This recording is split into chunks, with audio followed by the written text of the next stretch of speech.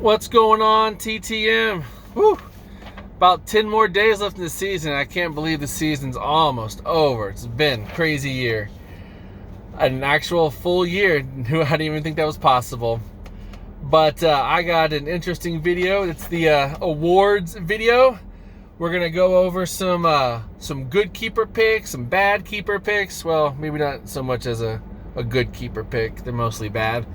Then we're going to do some draft picks. Good draft picks, bad draft picks. Obviously, a bad draft pick would be like one of the top round guys. A good draft pick would be a late round guy that had a great year. And then I got one little interesting guy who had a good year but has been dropped several times. So let's get right into it. Let's get to some bad keeper picks. Florida, Noah Syndergaard.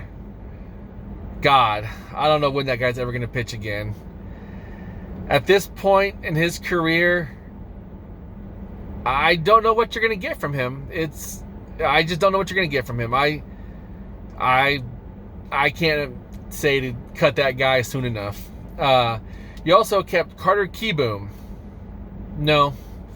I mean, yes, he's a decently rated prospect, but geez, he has come up a little bit this year, but struggled to hit. D's Dominators, you kept Nick Anderson. He was supposed to be the Rays closer, or at least 8th inning guy or something deep in the bullpen. He's been hurt most of the year. I think he just recently came back within the last week. So he's basically given you nothing all year. So bad keeper pick. As for my team, make me a margarita. Steven Strasburg. Yep. I'm cutting that guy. I think I read where he's pitched like 17 innings the last 2 years since his big World Series MVP of, 2019, I guess it was. He's done jack. Literally done nothing. So, bye. McNamee, Gabe. You kept Quinta Maeda. Oh, I know that guy's had a couple good years, but you can't trust a guy like that. Come on. That's just terrible. Let's get to Boltzilla Bombers. You are still on the Chris Sale bandwagon, I guess. You're the only one left on it. I guess he's back right now pitching, and he's pitching okay. He's pitching pretty good. You'll have a big, I guess, decision coming up at the end of this year if you're going to keep him again or let him go. We shall see. Too high, Chalupa.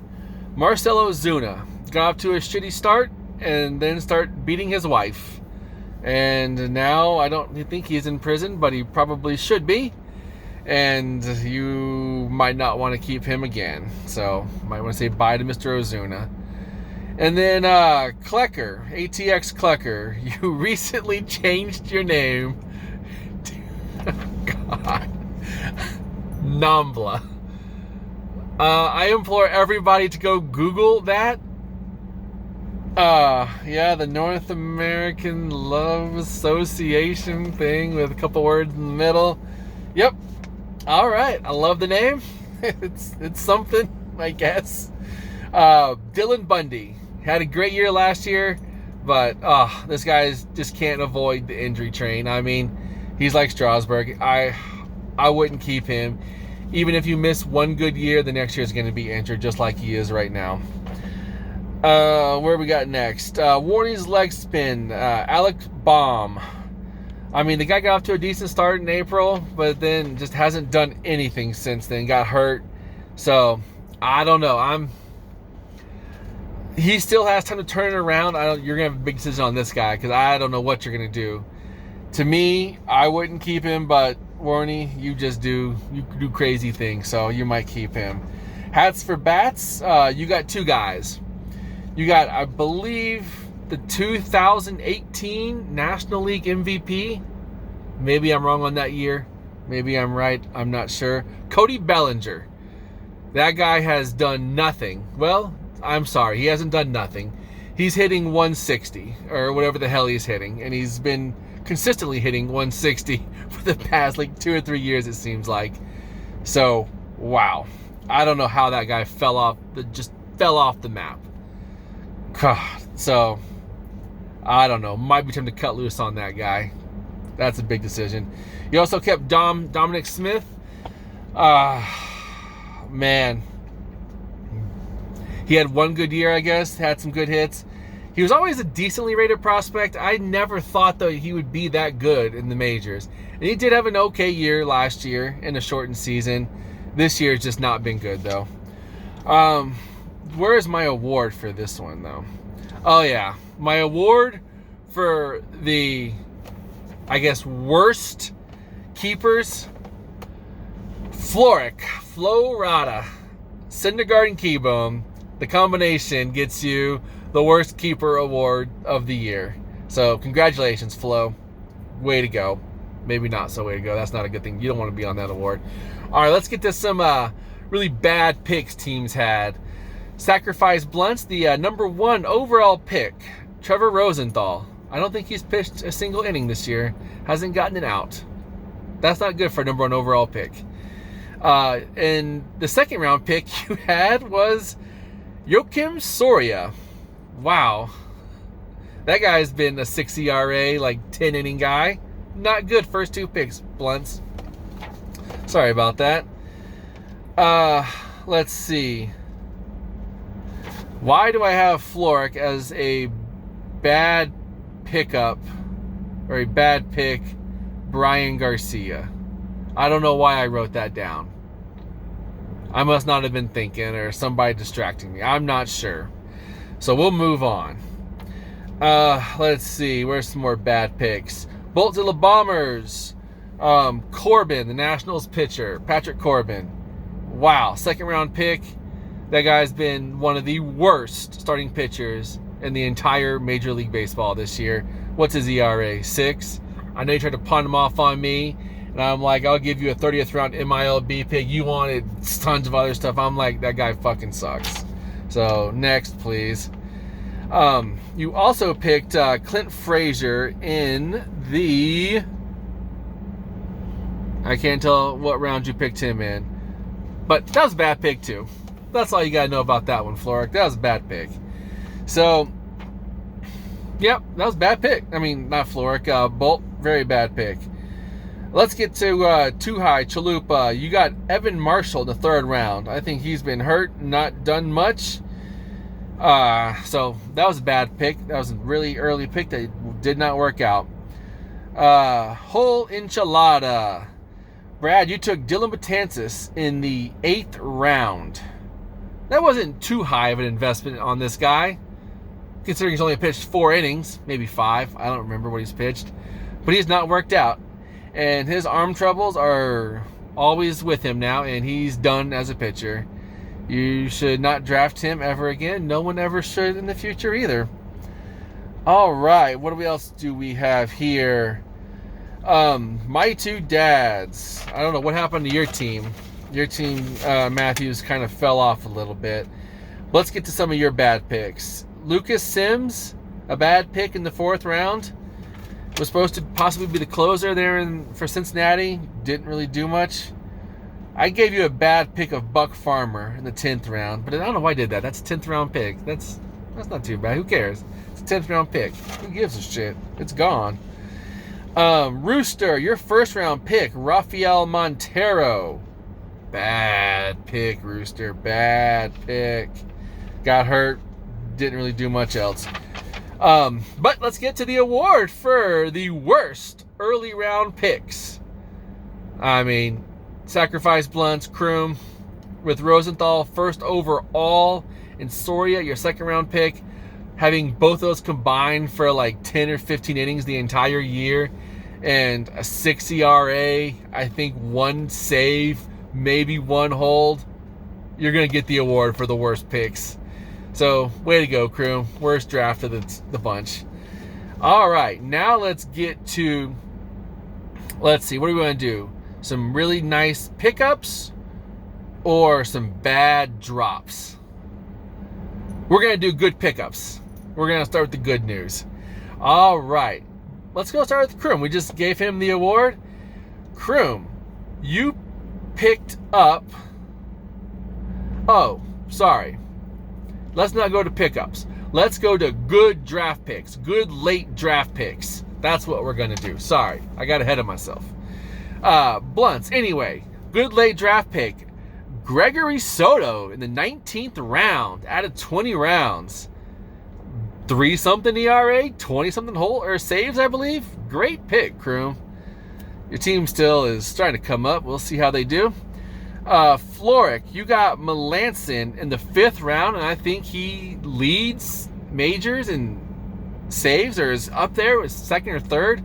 Fantastic 5th round pick. Great job. D's Dominators, you picked up, you drafted Tyler O'Neill in the 16th round. Damn, way late. He traded him to me, and he's actually been really nice for me. A very good addition. But that was a great pick, Schaefer. My team, Make Me Margarita, in the 10th round got Austin Riley. And I don't know why I drafted that guy. I didn't really like that guy. But holy cow, he's been amazing. An amazing third baseman for me. Gay. I know it's been a bad year for you, McNamee, but you got Salvador Perez in the 4th round. And yeah, you're saying 4th round, you should get a good player. Salvador Perez has literally just set the all-time home runs mark for a catcher in a single season with like 46. Now, I think there's some technicalities on that, saying that he was DH for some of those, or first base, or whatever the hell he was playing. I don't give a shit. Sal Perez, 46 bombs like that. Fantastic pick. Let's see. What else do we have? Oh, Too High, Chalupa. You have quite a few nice picks. And we'll get to some other stuff on that later. First, 6th round, Freddie Peralta. Been a great pitcher for you. I thought that was way too high, but considering the year he's had, not high enough. You got Jesse Winker in the 14th round. Great pick. You got Chris Flexen, a guy that was in Korea the last 2 or 3 years. I don't know how long he was there for. In the 19th round, and he's been really nice. And then your 20th round pick was Jorge Polanco. We'll get to him later. We'll get to a lot of him later. But great pick in the 20th round. That might be the best pick of the 20th round. Whole enchilada, you got Jarrett Walsh in the 16th round. And he might turn out to be a keeper. I don't know. He's on the borderline for you probably, but he's had a great year. You also got Andrew Chafin in the 17th round, the pick after that. Another fantastic pick. I believe he's now closing games, so what a great pick. Nambla. You got Colton Wong in the 14th round. He's had a quietly pretty good year. I mean, it's Colton Wong, but he's had a pretty good year. I think he's almost 2020 or closing in on it. In the last round, you got Brian Reynolds in the 20th round. Last round, another fantastic 20th round pick. And wouldn't you know it, he's had another fantastic year. Your first round pick was Craig Kimbrell. Nambla. Did not like this guy. He was terrible in the preseason, terrible all last year. But man, he was great this year. But then he got traded. He's now a setup man for the White Sox, but still, he's had a very good year. Matthews, my two dads. You got Buster Posey, I think in the 11th round. Another fantastic catcher. He's hitting like 300, around 300, 20 bombs. Great bounce back year out of Posey. Who else we got? Warney's leg spin Rooster. You got Marcus Semien in the 3rd round. Yes, that was 3rd round's a high pick. Should get a good player. But you got a 40-plus home run second baseman or whatever the hell he's playing now. Fantastic pick, Rooster. Then you also, in the 7th round, got Emmanuel Clase. He's now the Indians closer. Knowing you, you're going to keep that guy. So I know how you play. I know your style. Great pick there. So, without any further ado, who was the pick of the year? It's very close. It came down to Marcus Semien from Rooster in the 3rd round and Salvador Perez of McNamee in the 4th round. I gave the pick of the year to Salvador Perez and McNamee in the 4th round. I mean, a catcher hitting 46 bombs, unheard of. literally unheard of. So great pick, McNamee. What a pick. Pick of the year. Okay, let's get to some good ads. Kroom, on April 16th, you added Discalifini, the Giants starting pitcher.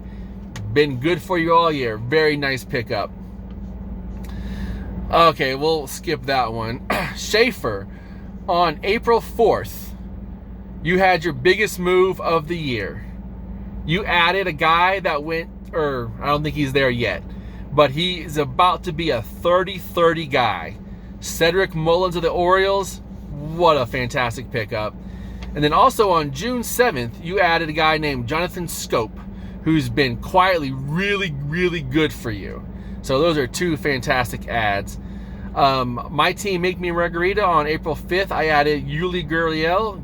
He's been a 300-plus hitter for, yes, he's a first baseman, doesn't have a ton of power, but 300 is still 300. You should see all the guys that are not hitting 300 this year. It's a long list.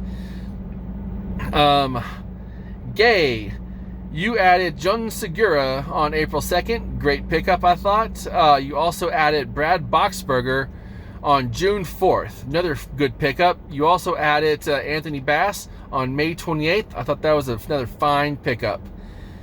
Bolt, you added Cronenworth on April 3rd. Now, I don't think he was your minor league guy. I could be wrong on that. Maybe I misspoke when I put him on my list. But I like the ad. That was a great ad for you. Too high. Oh, excuse me. Probably Corona. You added Genesis Cabrera on April 10th. That was a very nice ad from you. You also added Andrew Kittredge on May 11th. He's now the closer. I think he just got hurt, though, for Tampa Bay, but he was the closer for Tampa Bay. Another very nice ad. Then we have, let's see, Nambla, Eric Haas, catcher for the Tigers. Good ad on July 31st. He doesn't hit for a lot of average. His OBP is not great, but he hits a lot of bombs, so I like that pickup. Matthews, my two dads. Let's see. We're gonna go back and forth on this one, but Trevor Rogers, you added him on May 30th. You dropped him on April 2nd. Then you had another great ad on April 15th when you picked him back up. And he's quietly had a great year for the Marlins. So great job there. Let's see. Warnings Lexpens, you've had some really nice ads. You picked up Ian Kennedy on April 6th. He was the closer for the Rangers. Now is the closer, I believe, for the Phillies. Great pickup. You also picked up Frank Schwindel of the Cubs, and that guy has just been amazing since August 16th when you picked him up. Great ad. Hats for Bats, Belina, you picked up Kendall Graveman April 1st. Great pickup. Has been a great bullpen guy. So, without any further ado, who did I give the ad of the year to? It's pretty obvious. Schaefer, D's Dominators, Cedric Mullins. If you get a 30-30 guy that you pick up, that's amazing. That's up the pickup of the year right there. Way to go, Schaefer. Mullins was a fantastic pickup, and I'm sure you're going to keep him after the year he's put together. So that's a great move. All right, let's get to some bad drops. Who had some really bad drops? Okay, we're going to get to Jorge Polanco now. I've been saving this one. Okay, so we talked about Chalupa. You drafted Polanco. You then dropped him on April 4th. And at the time, I believe, where did I put it? Looks like Floric picked him up on April 15th and then proceeded to drop him later. That was a bad drop I didn't really mention, but we'll talk about that. And then Rooster, you picked him up, I think, in June, and then you dropped him on June 25th. That's a bad drop. Is that it? Oh, and Hats for Bats, you added him on June 28th. I believe he's been on your team the rest of the year. I mean, I want to say he's almost approaching 30 home runs for a shortstop. Fantastic player this year. Can't believe he's been dropped so many times. I guess OBP issues. I don't know. Maybe y'all can explain why y'all kept dropping him and stuff. So that's the Polanco. Anyway, let's get to my team. I dropped Joey Votto on April 24th. Maybe not too much longer. He started going off and just ripping all kinds of bombs. Not a good drop. I also dropped Kyle Schwarber on May 9th. And almost immediately after, he started just going crazy for the whole enchilada team and just hitting a bunch of bombs. How many did he hit for you, Hull? He hadn't done shit lately since he'd been traded, but before that, he was just an amazing guy. What other bad drops do we have? Boltzilla Bombers, you dropped Jonathan India on April 19th, and Too High picked him up, but then dropped him on May 6th, and that was a bad drop. Speaking of Chalupa, Too High, you drafted Yuli Gurriel, good draft pick, and then you dropped him on May 30th. I picked him up after that. I'll take that. You also drafted Ian Kennedy and then dropped him on April 5th for some unknown reason, where Warney picked him up after that. Chalupa, you've had all kinds of crazy... Your transaction sheet is long and distinguished. Wow. What happened here? Let's see. Hull. Oh, yeah, I gave you a great pick in the 17th round of Andrew Chafin. You then dropped him on March 31st. Bad drop. I don't know where he went to after that. Someone picked him up. I don't have that on my sheet. My records are incomplete. Okay. What else do we have for bad drops? Talked about that already. Is that it? Oh, Warney's leg spin. You had Kyle Gibson, and on April 18th, you dropped him. And he's been amazing for Too High in Chalupa. I didn't give you that ad, though, Chalupa. I should have. I don't know why I didn't. So, that was a bad drop. But who gets the bad drop of the year? Chalupa, Too High, for dropping Yuli Gurriel on May 30th. Ian Kennedy on April 5th. And Jonathan India on May 6th. Those three drops got you the terrible drops of the year. Congratulations. On a side note, Adam Duvall. Craziness. You were dropped on April 25th by Mr. Whole Enchilada. You were then picked up by Warney's Leg Spin. Dropped by Rooster on May 6th. Then picked up by Bolt. And on May 20th, you were dropped by Bolt. Then you were picked up by the Sacrifice Blunts. And then on May 28th, dropped by the Sacrifice Blunts. And why do I not have who he is on now? Who put together my list? God dang it. God, incompetence here. Anyway, I don't know who picked him up, but the guy's got 30 plus home runs. Did you pick him back up? Or Rooster? Or Hats for Bats? Belina, did you do that? I can't remember. The hell with it. It's gone. Anyway, I mean, that's my awards for the year 2021. Great season, everybody. I mean, it looks like there's going to be a battle potentially between first place with Schaefer and my team. Second place looks really good with Belina and Hull. Third and fourth place with Belina and Hull. Looked like it's going to be really tight. And then there's Floric, Kroom, and Chalupa all battling out for fifth place in that number 2 MILB pick. It's going to be a fantastic last 10 days. Hope y'all enjoyed the year and the video. We'll talk to y'all later.